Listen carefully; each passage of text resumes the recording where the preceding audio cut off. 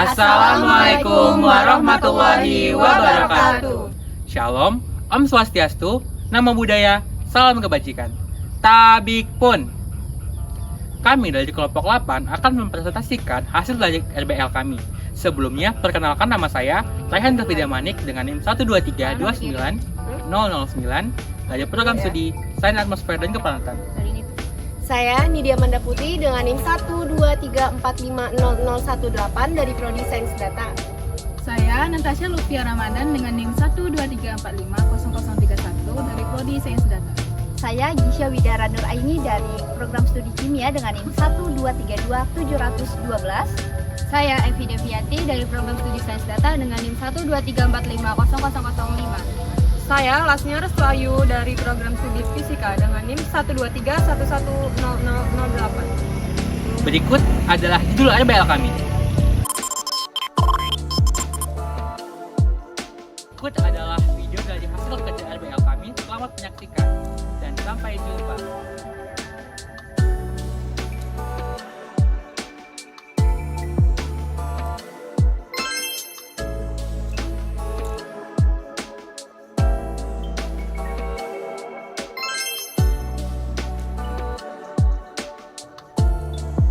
Hukum Faraday dan Lenz. Hukum Faraday dan Lenz bunyi hukum Faraday gagal induksi yang terjadi pada loop tertutup sebanding dengan negatif kecepatan perubahan flux magnet terhadap waktu yang melalui loop itu.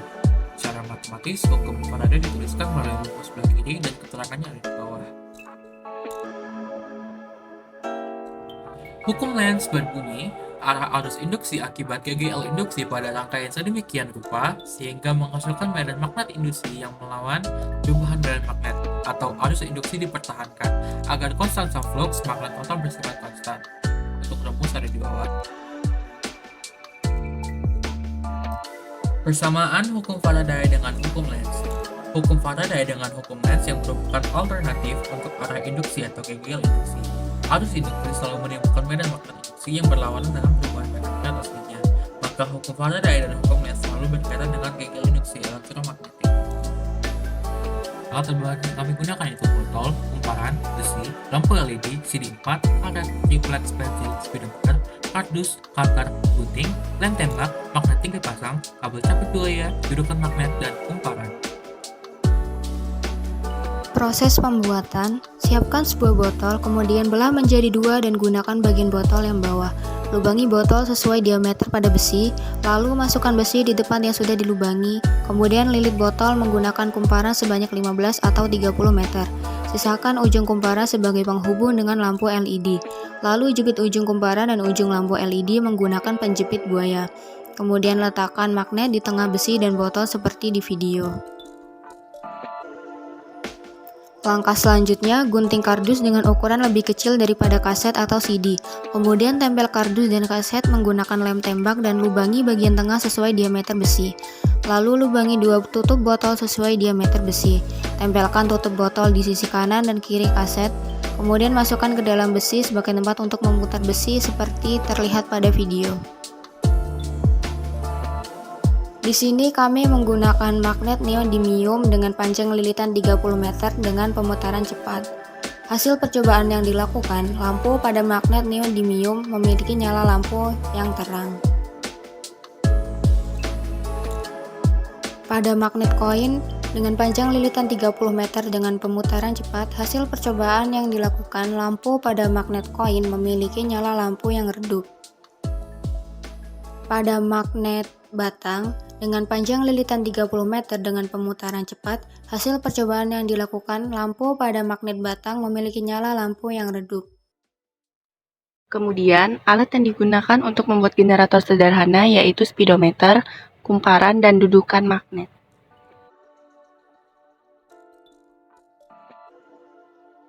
Lalu, pasang kumparan pada bagian dalam dudukan magnet. Setelah itu, pasangkan speedometer di atasnya. Buatlah pola lingkaran pada kardus, kemudian gunting mengikuti pola yang sudah dibuat.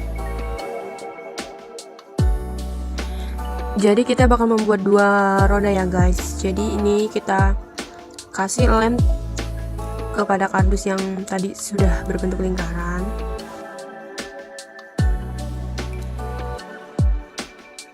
Lalu kita tempelkan CD seperti yang awal tadi. Kita tempelkan CD, lalu kita tekan-tekan CD tersebut sehingga dia menempel ya guys. Lalu kita kasih lem lagi pada bagian yang belum ditempelkan CD ya guys. Kita kasih lem yang banyak supaya CD-nya nanti merekat dengan sempurna.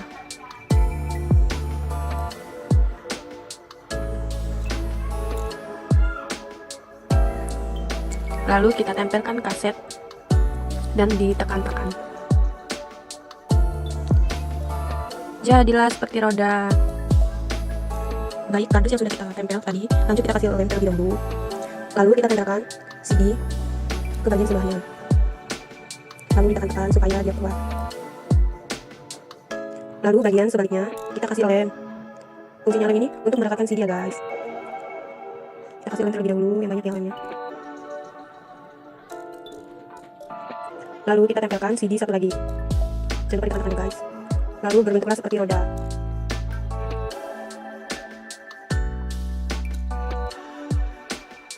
Nah, tahap selanjutnya yaitu melubangi triplek yang sudah dipotong sebelumnya di salah satu sisinya. Lubangi bagian ujung dari triplek yang sudah dipotong, dan setelah selesai, triplek tersebut ditempelkan ke kaset yang telah dirangkai sebelumnya. Nah, selanjutnya yaitu menyatukan semua alat yang telah dibuat sebelumnya.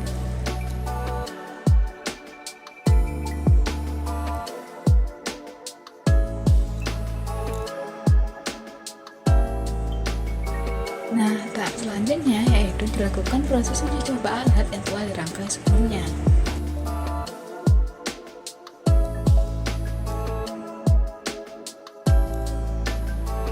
Berikut adalah hasilnya.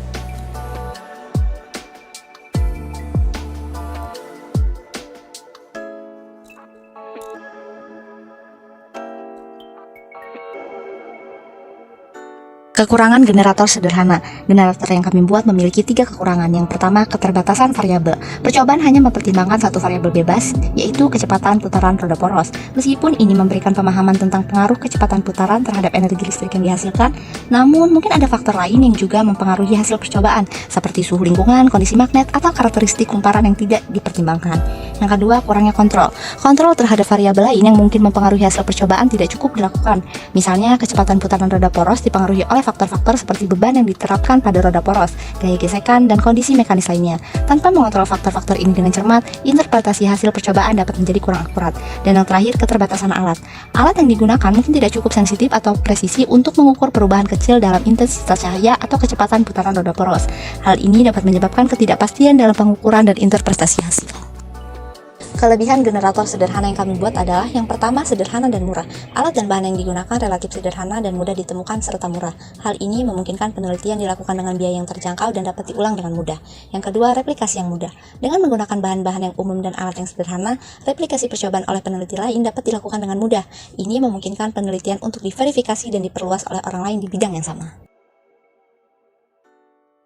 Saran pengembangan generator sederhana. Diperlukan penelitian lebih lanjut untuk mempelajari pengaruh faktor-faktor lain seperti jenis bahan kumparan, temperatur, dan bentuk generator terhadap kinerja generator. Menggunakan magnet dengan kekuatan yang lebih besar, kekuatan yang lebih besar akan menghasilkan medan magnet yang lebih kuat, sehingga meningkatkan flux magnet yang melewati kumparan dan menghasilkan GGL yang lebih besar. Meningkatkan jumlah lilitan kumparan. Semakin banyak jumlah lilitan kumparan, semakin besar pula luas penampang kumparan yang terpapar flux magnet, sehingga menghasilkan GGL yang lebih besar. Mengoptimalkan desain generator yang optimal dapat meminimalkan hambatan internal dan meningkatkan efisiensi konversi energi kinetik menjadi energi listrik. Kesimpulan, dari hasil percobaan menunjukkan bahwa semakin tinggi kecepatan putaran roda poros, maka semakin besar pula intensitas cahaya yang dihasilkan generator. Kecepatan putaran roda poros adalah faktor penting yang mempengaruhi intensitas cahaya yang dihasilkan generator. Hubungan antara kecepatan putaran roda poros dan intensitas cahaya yang dihasilkan generator bersifat linier. Semakin tinggi kecepatan putaran roda poros, semakin besar pula intensitas cahaya yang dihasilkan generator. Begitupun sebaliknya. 2, 3. Sekian dari hasil RBL kelompok 8. Mohon maaf bila ada kesalahan atau kekurangan kata. Kami kelompok 8 izin pamit undur diri. Wassalamualaikum warahmatullahi wabarakatuh. Terima kasih.